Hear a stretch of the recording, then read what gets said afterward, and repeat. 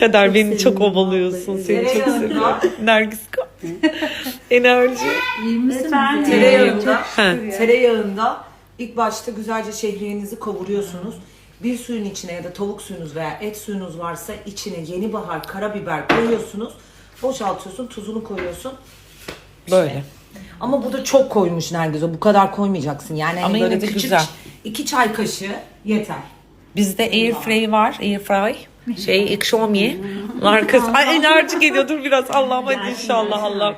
Ama biz bunu kullanmıyoruz genellikle. Doğru mu?